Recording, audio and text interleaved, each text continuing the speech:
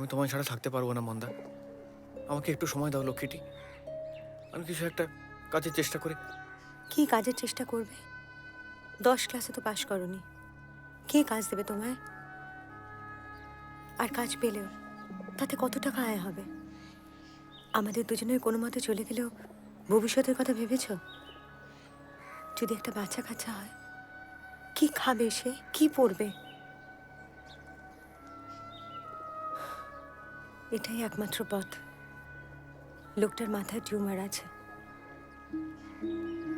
মামা সেদিন দুঃখ করে বলছিল টিউমারটা অপারেশন করানো যাবে না। যতদিন এভাবে বাঁচে ততদিনই আয়ু। আত্মীয় স্বজন কেউ নেই। ওকে বিয়ে করলে আমাদের সব সমস্যা মিটে যাবে মিঠুন। আমি সুযোগ বুঝে ঠিক তোমায় কাজে ঢুকিয়ে নেব।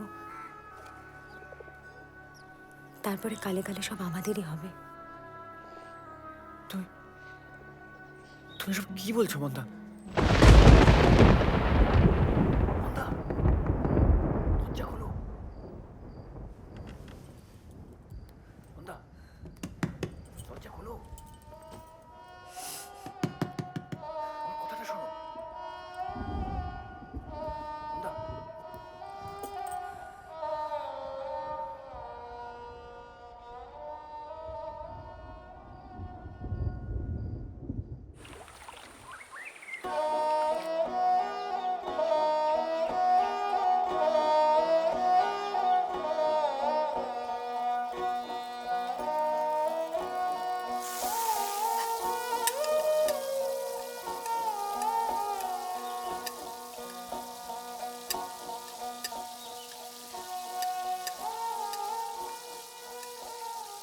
দেখো, ইলিশের ওপর থেকে মেয়ের লোভ আর গেল না।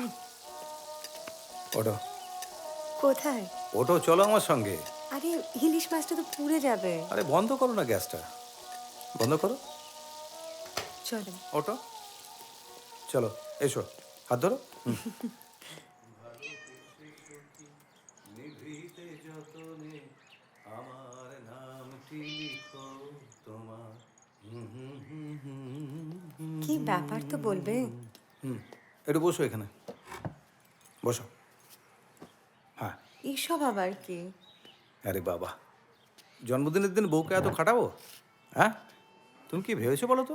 এই বুড়ো বরটা সম্বন্ধে তোমার ধারণাটা এত মন্দ এই মনে করো তুমি? ছি। ও, এই দেখো, এই আমার সোনা বউটা যা যা খেতে ভালোবাসে আমি সব নিয়ে এসেছি। দাঁড়াও, থালা আনি। আমারও পরাণে যে গান বাজিছে তাহার তালটি এই যে এইটা, এই এইটা, বাবা, এইবার আজকে আমার পেটু বউয়ের জন্য সব নিয়ে এসেছি। আচ্ছা, একটা প্রশ্ন আছে আমার। ওষুধ খেয়েছো না খাওনি? না, খাবো। এই দেখো, এটাই তোমায় নিয়ে মুশকিল। আর এই সর্দি জ্বর হলো কিছু হলো হুট করে সেরে গেল, এটা হার্টের ব্যাপার। ডাক্তার রোজ যেমনভাবে ওষুধ খেতে বলেছে সেরমভাবে যদি ওষুধ না খাও তাহলে আখেরে ক্ষতিটা কার হবে বলো? এটা বোঝো না? দাঁড়াও, ওষুধ আনি।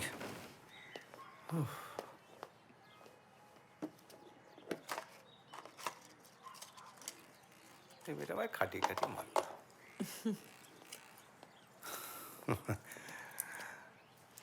এই যে, এটা নাও।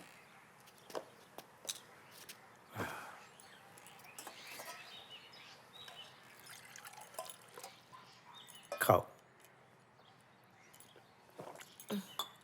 আমি তো ওষুধ খেলাম।